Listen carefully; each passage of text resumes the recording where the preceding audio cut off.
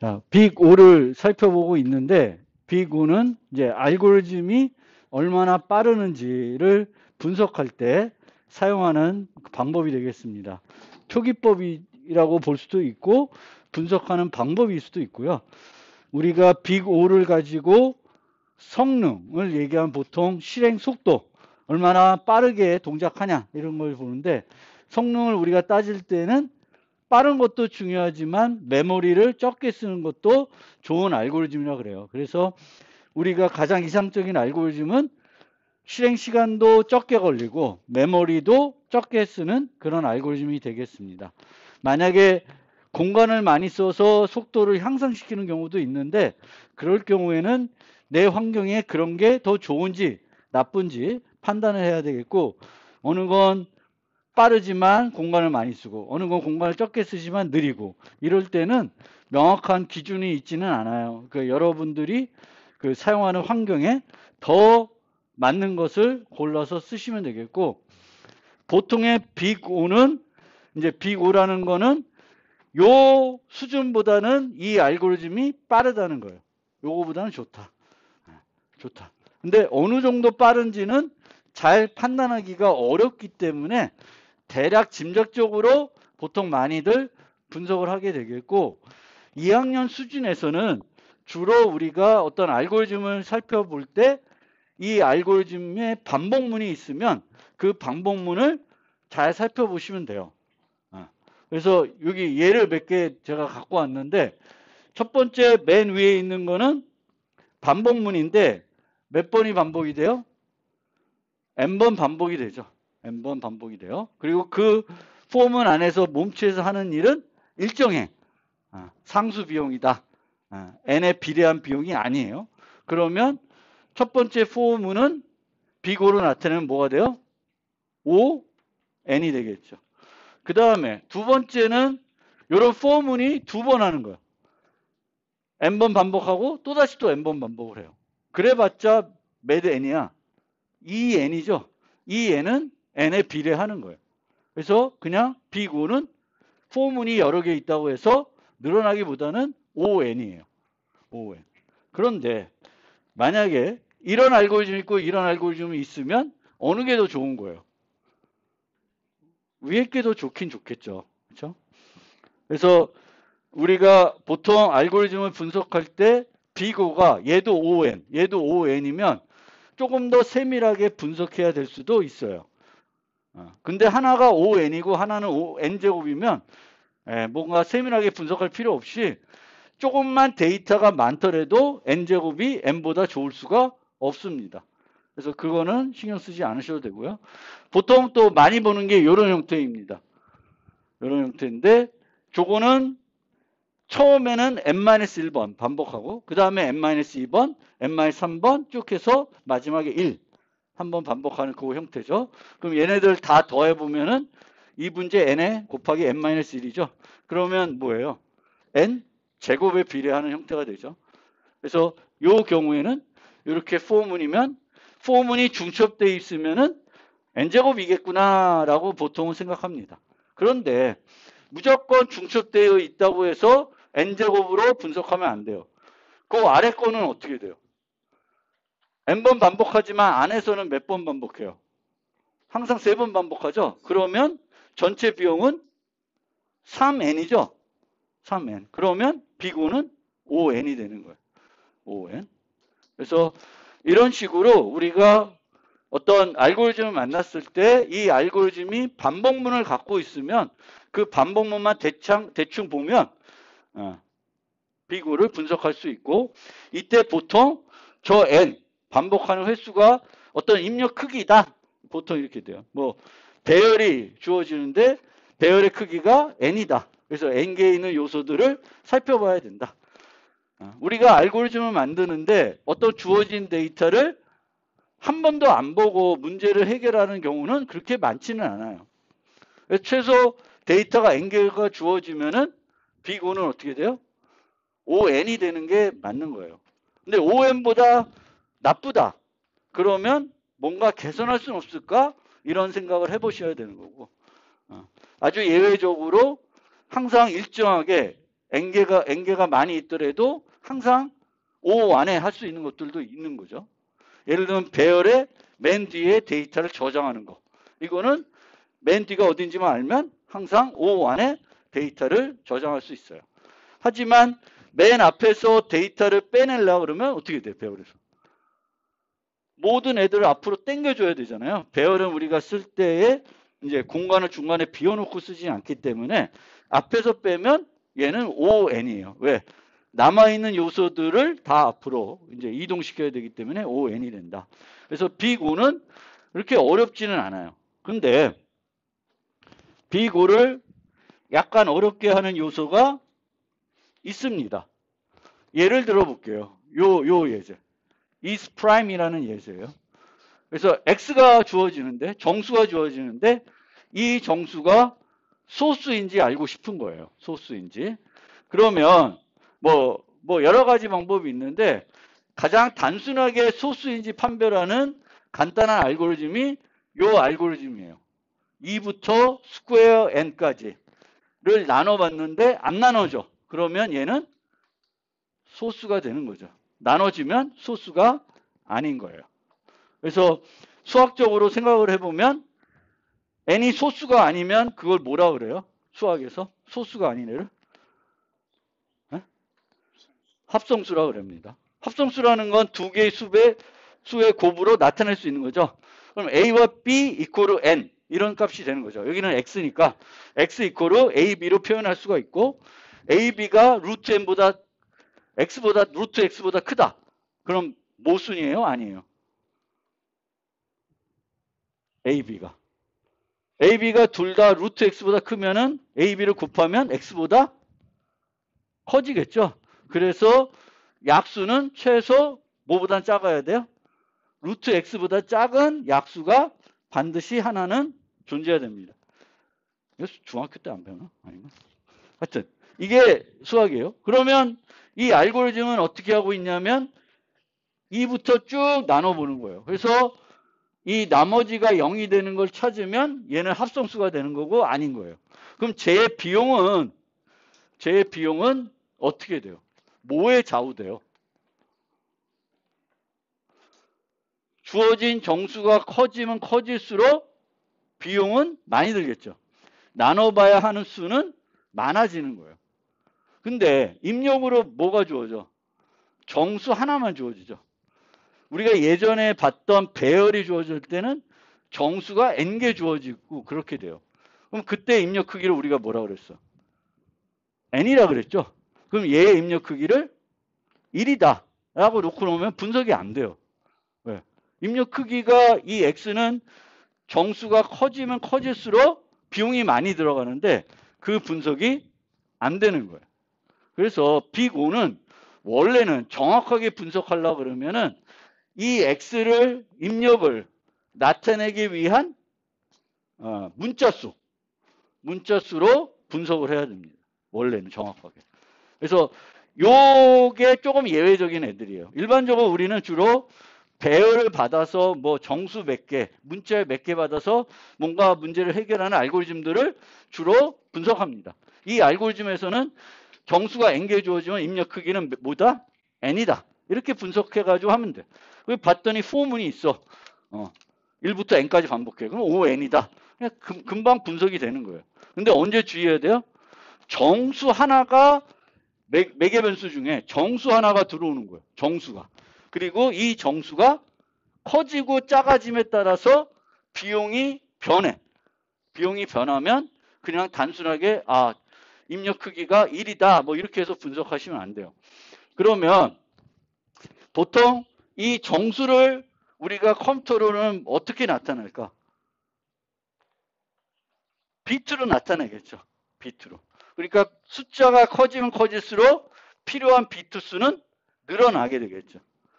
또 하나 우리가 비트 수로 따지고 싶지 않으면 뭘로 할 수 있냐면 요 입력을 우리가 나타내기 위해서 키보드로 쳐야 하는 타이핑 수로 나타낼 수가 있어요.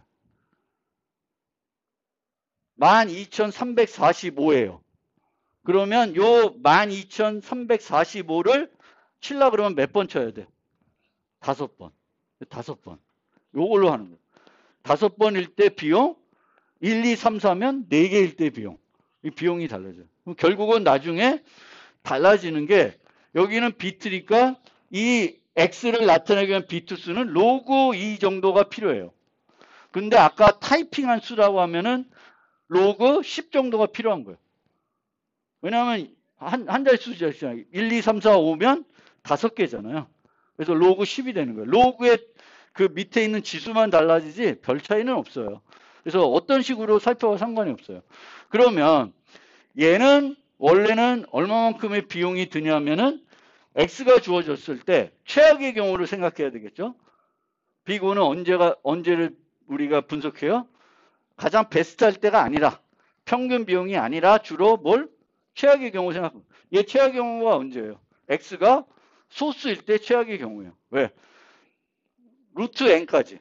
루트 x가 되는데 이게 왜 n이냐? x가 루트 x가 될 때까지 반복을 해야 되겠죠. 루트 x가 될 때까지 반복을 해줘야 됩니다.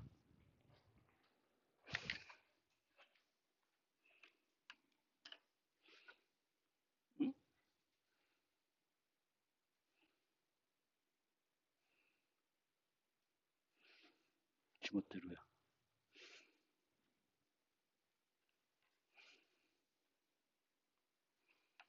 루트 x.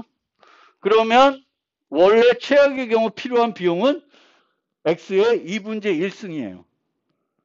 x의 2분의 1승만큼 포문이 반복이 돼야 돼요. 그럼 입력 크기. x는 로그 2의 x만큼이 필요하니까 x는 2의 n승으로 표현할 수가 있어요. 5비트다, 6비트다 이렇게 되는 거고 x를 2의 n승으로 바꾸면 2의 2분의 n승이 돼요. 2분의 n승이 되면 저거는 지수승이에요. 10의 n승이든 뭐 2의 n승이든 차이가 없어. 그냥 걔는 너무 느린 알고리즘, 쓰면 안 되는 알고리즘이에요. 그러니까 n이 조금만 크면 쟤는 실제 컴퓨터로 돌리면 이제 내일 갔다 와도 안 주고 그런 거지. 좀 크면. 그래서 저런 애들은 우리가 쓰면 안 돼. 근데 이 알고리즘이 지수승이 필요한 알고리즘이라는 거를 우리가 알 수 있어야 돼요. 언제만 이렇게 고민하면 돼? 어려울 때? 정수를 하나 보통 받는데 이 정수 값가 커지면 커질수록 비용이 많이 들 때는 이제 조금 더 면밀하게 분석이 필요하다. 그게 비고를 분석할 때 이제 한 가지 어려운 점이 있고요. 똑같은 방법으로 이런 우리가 선형 알고리즘을 그냥 얘는 n번 반복하니까 얘는 ON이다 이렇게 분석을 했었죠. 근데 이거를 얘와 똑같이 정수를 n개를 표현하니까 이런 식으로 원래 최악의 비용이 아까 예전 슬라이드 해봤죠. 이런 때 비용한 게 기본 연산이 3K 플러스 2개가 필요했어요. K개의 정수를 따질 때. 그래서 이렇게 해서 이 K를 그걸로 바꾸면 여전히 뭐 이렇게 분모는 조금 달라지는데 n에 비례하는 거예요. 차이가 없어요. 그냥 대략 짐작을 하거나 이 정수 하나가 한 로그 x 정도의 크기를 차지할 거다. 근데 실제로 우리가 보면 로그 x 크기도 차지 않고 그냥 일정한 크기로 쓰죠. 32비트씩 n개.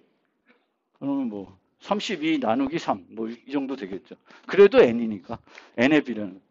n이 뭐에 따라서 얘는 비용이 n이 커지면 커질수록 비용이 많이 들어가는 거죠.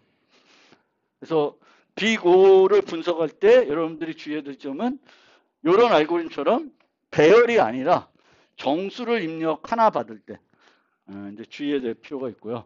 그 다음에 또 하나 여러분들이 이제 그 조금 비고 관련해서 어려울 수 있는 게 지금까지는 주로 비고 얘기할 때 ON 제곱 뭐 이렇게 말을 했어요. 근데 이제 어떤 응용에서 어떤 알고리즘 같은 경우에는 입력이 배열 하나가 아니라 배열하고 또 뭐가 주어질 수 있어요.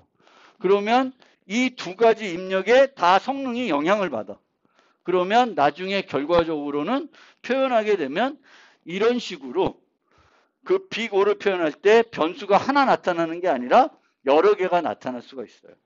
그래서 여러 개가 나타나면 그 나타난 대로 표현해서 쓰시면 돼요. 얘를 굳이 하나로 바꾸려고 하지 않아도 돼요. 그래야 두 가지로 다 나타내야 우리가 많은 정보를 얻을 수가 있어요. 아, m이 고정이 되면 OMN이면 m이 고정됐을 때 n이 증가하면 선형으로 증가하겠구나. 뭐 이런 식의 어떤 그 느낌을 우리가 받을 수가 있어요. 그리고 보통은 이 알고리즘들이라는 게 서로 다른 문제를 해결하는 알고리즘을 비교하지는 않아요. 가장 많이 우리가 알고리즘 성능을 분석하는 이유는 똑같은 문제를 해결하는 여러 알고리즘들 중에 어떤 게 더 좋은지를 알고 싶은 거예요. 아까 우리가 여기 앞 슬라이드 보면은 중복 요소를 찾는 문제가 있었죠. 그때 세 가지가 있었어요. 점수 조사하는 거, 정렬을 이용하는 거, 집합자료 구조를 이용하는 거. 셋 다 같은 문제를 해결하는 거예요. 그럼 이 중에 어떤 게 내가 써야지 제일 좋을까? 내 응용의 특성을 고려해서 고를 수가 있어야 되겠죠. 그래서 이렇게 되고 이제 이런 식으로 나타나게 되면은 어느 게 제일 좋은 거예요?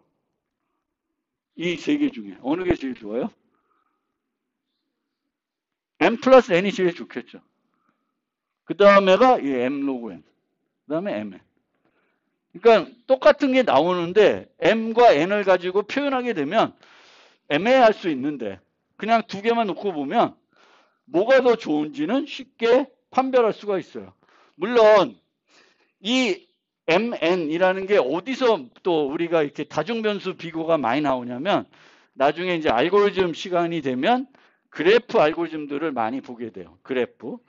그래프는 이제 노드와 간선으로 연결된 그런 구조인데 거기에 보면 노드 수가 나오고 간선 수가 나와요. 노드 수가 n개, 간선 수가 m개. 그러면 이 알고리즘이 얼마나 되냐?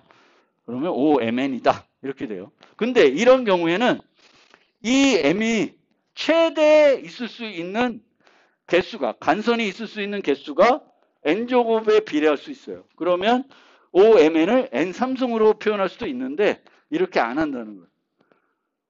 이렇게 해야 우리가 얘는 m과 n에 곱한 게 비례하는구나. 뭐 이런 식의 더 많은 정보들 또 다른 똑같은 문제를 해결하는 다른 알고리즘과 비교할 때도 편하고 그렇습니다.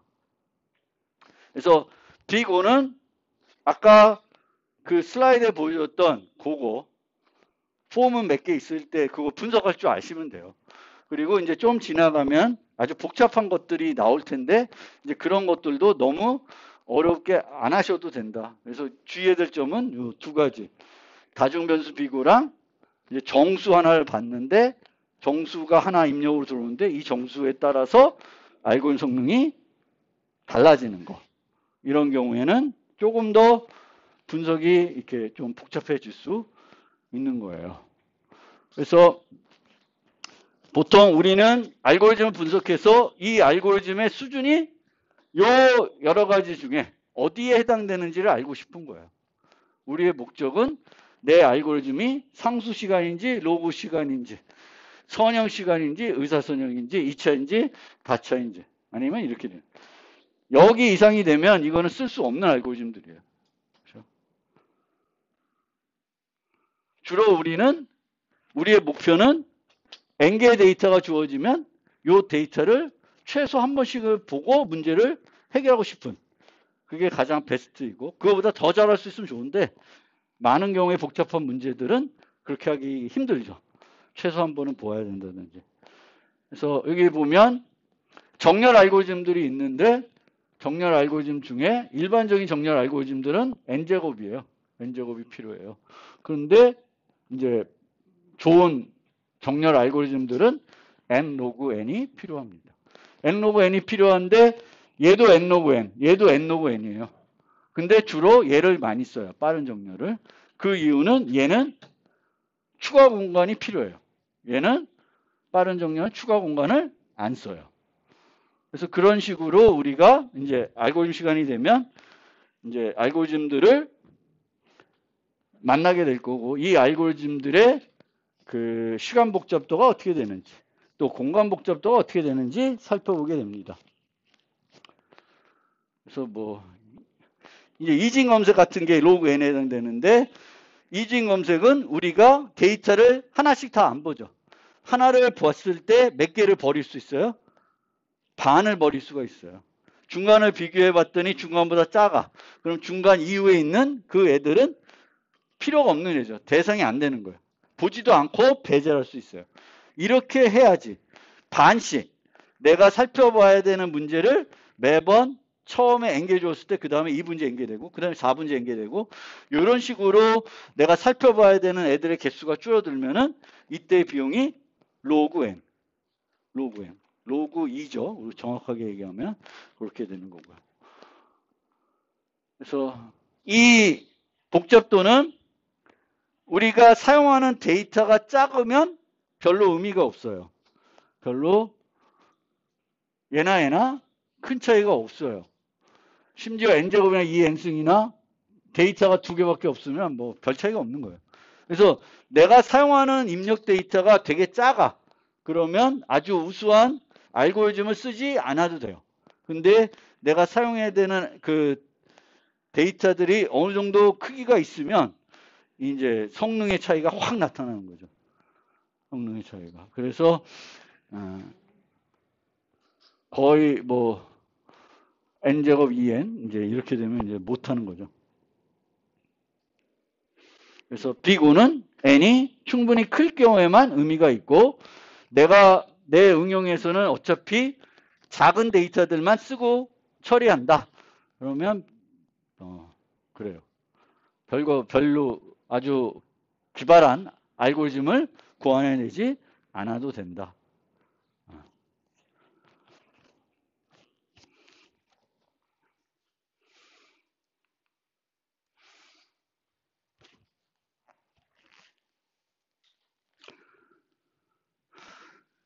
그 했던 얘기인데 잠깐 살펴보면은 정렬되어 있지 않은 정수 배열의 요소 추가하기.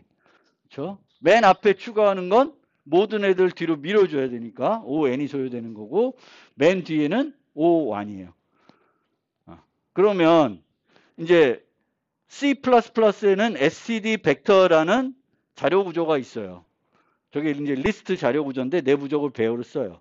그리고 얘가 push front라고 하는 연산도 제공하고 push back이라는 연산도 제공해요. 그러면 push front를 내가 벡터를 사용하는데 많이 쓰고 있어. 그럼 어떻게 돼? 프로그램을 잘못하고 있는 거예요. 여러분들은 이제는 이제 자료 구조를 배우고 나면 이 자료 구조에서 제공한 각종 연산의 시간 복잡도를 이해하고 뭐 위주로 써야 돼요? 효율적인 연산 위주로 알고리즘을 구성하셔야 되는 거예요. 근데 내가 막 비효율적인 연산만 갖고 프로그램을 짜고 있어. 그러면 주로 뭐가 잘못된 거야?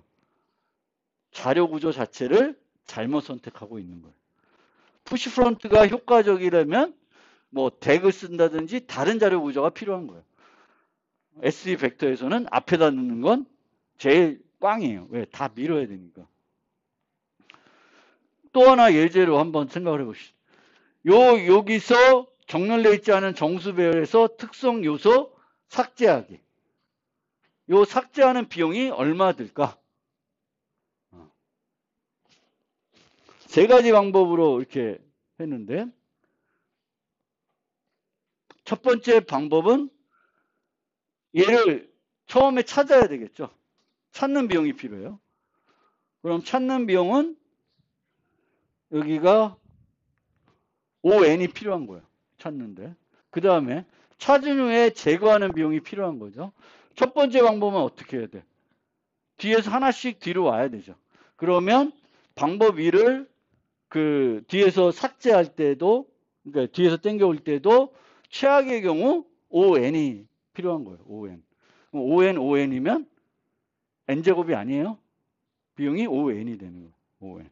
그래서 첫 번째 방법은 ON이 소요되는 거예요. 뒤에서 하나씩 땡기니까. 찾을 때도 ON, 제거할 때도 ON.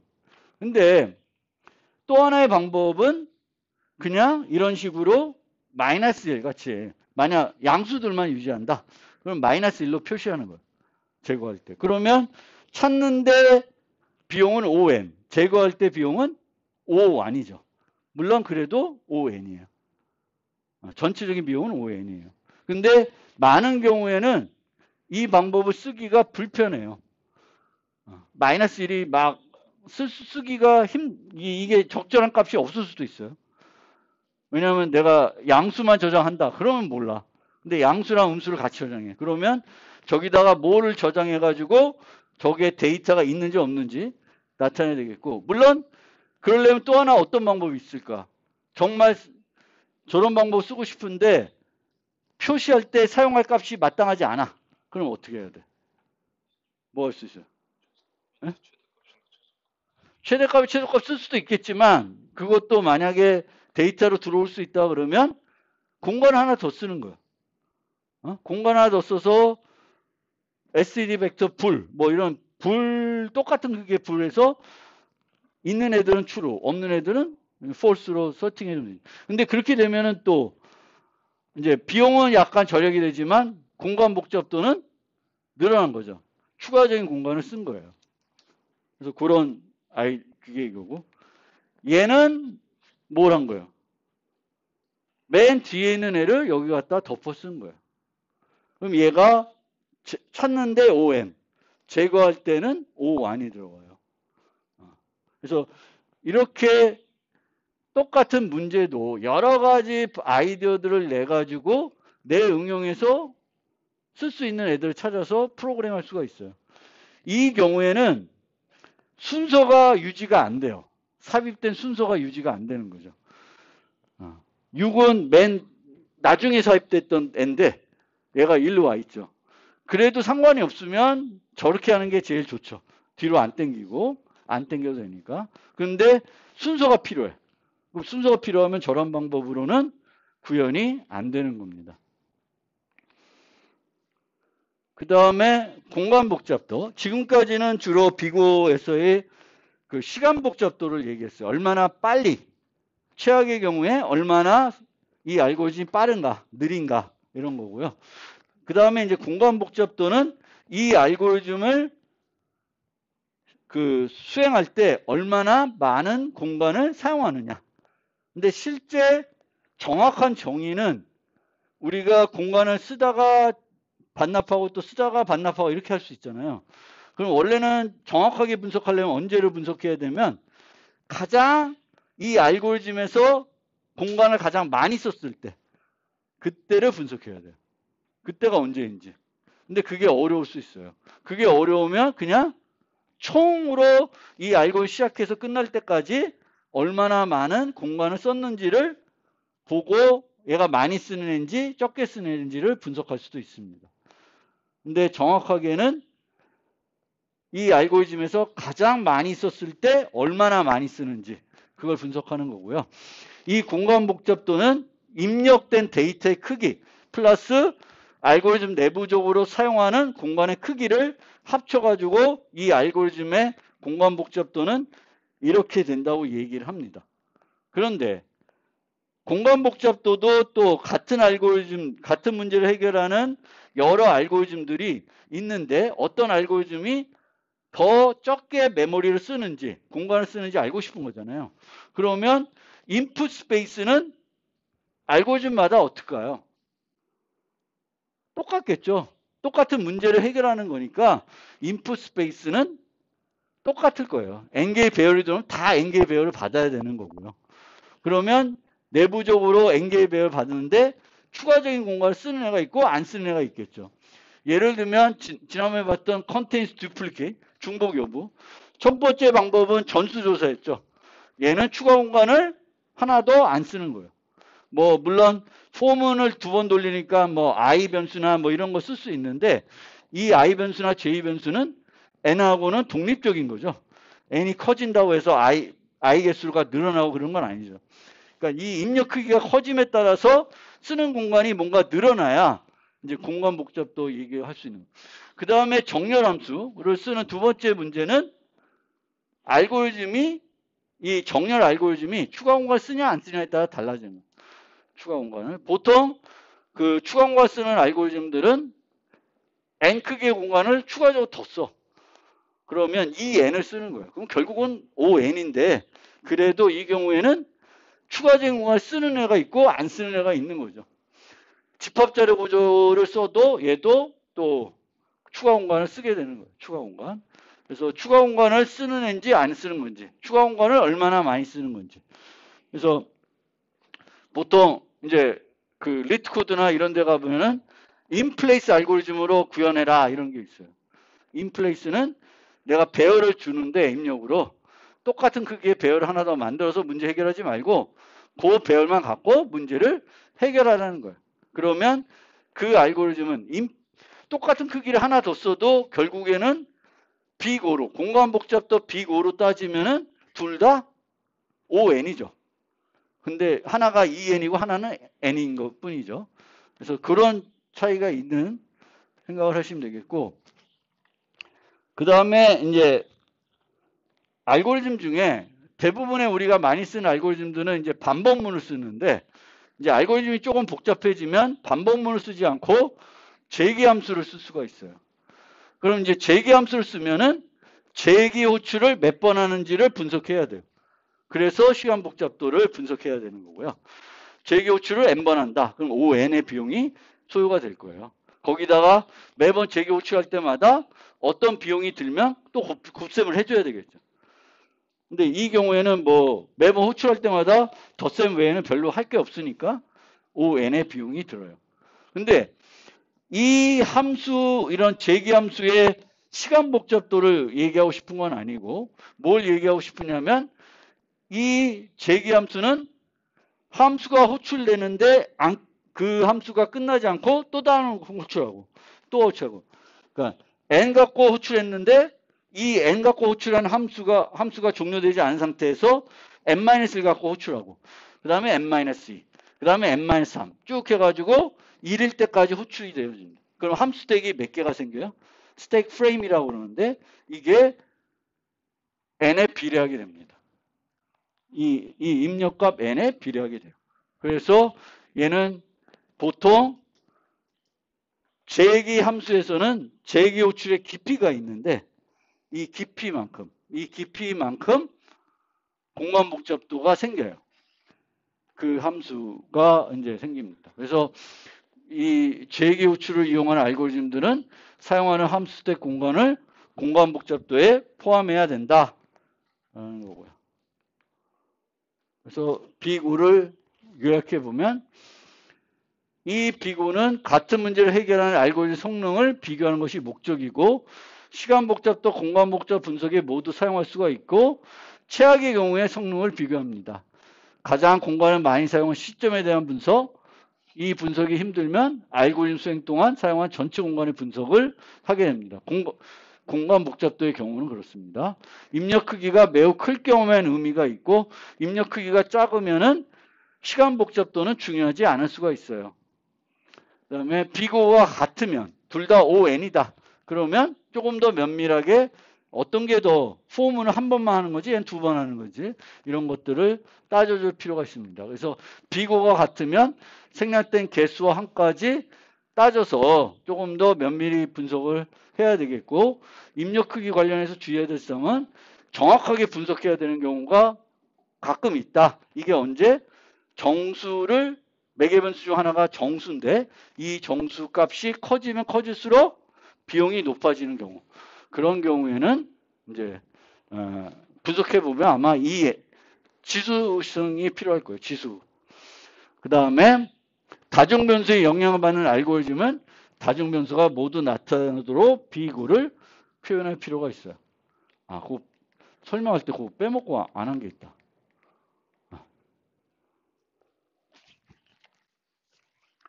이 알고리즘은 뭐죠? 구간 평균을 내는 거예요.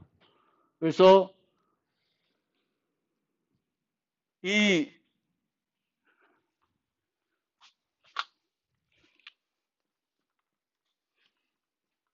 이런 데이터가 들어오는데 m이 3이야. 그러면 첫 3개에 대한 평균, 그 다음에 3개에 대한 평균, 이렇게 된 평균, 이렇게 대한 평균을 내는 거예요. 물론 m의 크기는 3일 수도 있고 4일 수도 있고 달라질 수도 있죠. 근데 이런 알고리즘들을 이렇게 나타내면 OMN인데 얘도 OMN이가 아니라 ON에 할 수가 있죠. 요때 우리가 활용하는 게 무슨 알고리즘인지 알아요? ON을 할 때 슬라이딩 윈도우라 그래요. 그래서 요걸 계산한 다음에 요거를 계산해야 되면은 이미 중복이 되어 있죠. 그래서 여기로 옮겨갈 때 뭐만 해? 맨 앞에 있는 거 빼고 맨 뒤에 있는 거 추가하는 형태로 계속해서 갱신하면 한번 계산한 값을 뭐 중복해서 계속 반복적으로 계산을 안 하는 거죠. 그래서 알고리즘 중에 아주 간단한 알고리즘 알아두셔야 되는 게 슬라이딩 윈도우라는 게 있고요. 그 다음에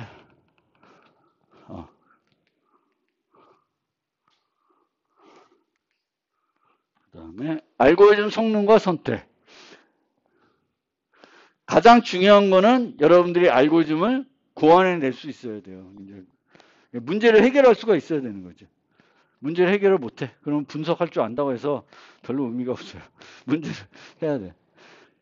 그래서 그 다음에는 이런 문제를 잘 여러분들이 해결한다. 그러면 여러 내가 생각해낸 알고리즘 중에 가장 내 응용에 좋은 알고리즘을 선택할 수 있어야 되겠죠.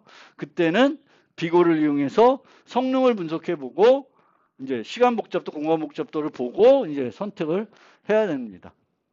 빠른 알고리즘이 무조건 우선이 되냐? 비거 분석은 최악의 경우에는 분석이기 때문에 내 응용에서 입력 데이터가 되게 작아요. 그러면 뭐 특별하게 아주 복잡한 알고리즘을 만들지 않아도 돼요. 뭐 아주 간단한 게임을 만들 때 뭐 무슨 게임이라고 해야 될까? 뭐 테트리스 같은 게임 만들 때 그런 거는 뭐 이 화면에 있는 개수 해봤자 뭐 몇 개가 안 돼. 그거는 전수조사하고 있어도 컴퓨터로 하면 금방 돼요. 그러니까 굳이 아주 복잡한 알고리즘 찾아가지고 문제를 해결할 이유는 없죠. 그래서 그런 거고요. 뭐 바둑 같은 게임 만든다면 워낙 경우의 수 따져봐야 될 게 많으니까 그거는 뭔가 이제 AI 쓰고 뭐 하겠지만 우리 아주 간단한 게임 같은 거 만들 때는 경우의 수가 어차피 없으니까 뭔가 좋은 거 만들든 안 만들든 별 차이가 없어요.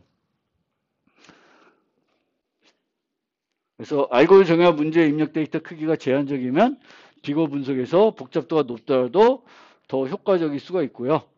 성능이 떨어지지만 정확성이 보장되는 알고리즘은 테스트용으로 여러분들이 활용할 수가 있어요.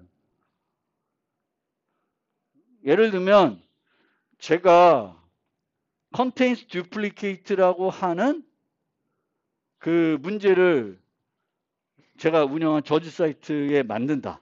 그래서 중복 요소가 있을 때는 true를 출력하고 없을 때 false를 해야 되겠고, 근데 만약에 n제곱 알고리즘을 제출하면은 시간 제한에 걸리게끔 만들고 싶어요. 시간 제한에.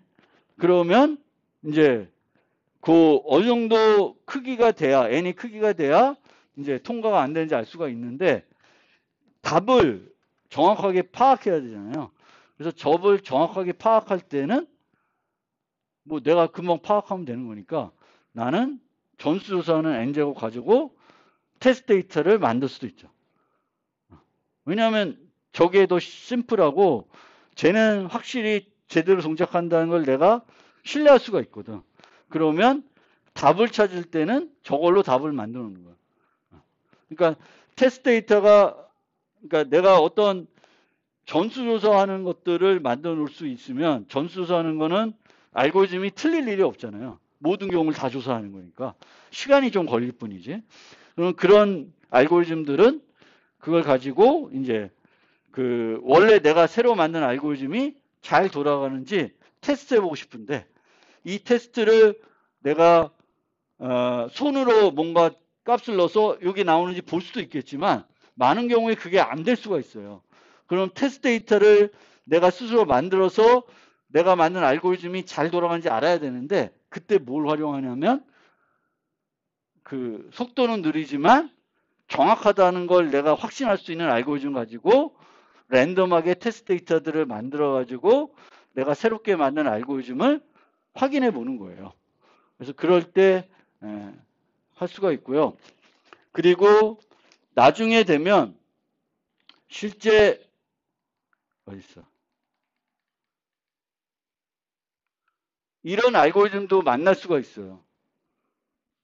내가 문제를 해결하려고 하는데 봤더니 내 알고리즘이 이 정도 돼요. 그러면 못 써요. 현실적으로 쓸 수가 없는 알고리즘이에요. 그러면 그때는 무슨 알고리즘을 보통 쓰냐면은 휴리스틱한 알고리즘 쓰는 거예요. 휴리스틱 알고리즘은 그 정확한 답을 주진 않지만 답과 좀 가까운 답을 효과적으로 주는 애예요. 그런 애를 찾아서 쓸 수밖에 없는 거죠. 원래는 정확한 그 알고리즘에서 최저값을 찾아서 쓰고 싶은데 그 최저값을 찾아서 쓰려고 그러면 너무 느려. 못 써. 그러면 아예 쓸 수 없으니까 그 문제는 포기하는 게 아니라 보통은 휴리스틱한 방법을 찾아가지고 휴리스틱한 방법 가지고 이제 문제를 해결해요. 근데 이 휴리스틱한 방법도 실제 쓸 수 있으려면 원래 최저값하고 얼마만큼 오차가 있는지를 알 수 있어야 돼요. 예를 들면 이 알고리즘은 항상 원래 답보다는 50%는 좋은 답을 준다. 그러면 그 50% 정도만 되면 내 응용에서 문제가 없겠구나. 그럼 쓸 수 있는 거고 아니다. 그럼 못 쓰는 거예요. 또. 그래서 휴리스틱한 알고리즘을 우리가 만든다고 해서 또 다 쓸 수 있는 건 아니에요. 저런 얘기들은 이제 다음 학기에 여러분들이 알고리즘을 수강할 때 이제 들게 돼요.